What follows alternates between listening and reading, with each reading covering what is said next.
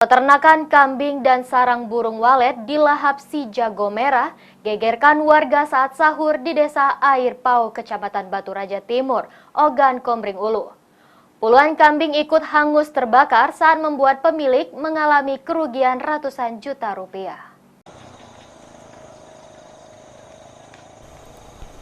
Kebakaran melanda sentra peternakan kambing dan sarang burung walet saat waktu sahur di Desa Air Pau, Kecamatan Batu Raja Timur, Ogan Komering Ulu. Peristiwa tersebut sempat menggegerkan warga di sekitaran lokasi.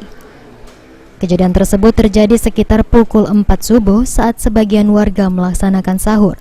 Sedikitnya 20 kambing siap dijual ikut hangus terbakar serta sarang burung walet.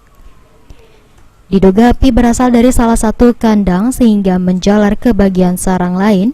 Kebakaran tersebut diketahui pengelola sesaat api telah membesar. Hanya ada beberapa ekor kambing yang berhasil diselamatkan. Melaporkan telah terjadi kebakaran di ladang Raplesoga RT 03 Dusun 5 Desa Air Pau yang terjadi pada pukul 04.50 di kandang kambing miliknya saudara Uyung. Tidak ada korban jiwa, namun diperkirakan ada beberapa ekor kambing yang ikut terbakar. Selain kandang kambing, ada menyasar bangunan lain tidak, Pak? Bangunan sementara ini hanya kandang kambing dan bangunan sarang burung walet.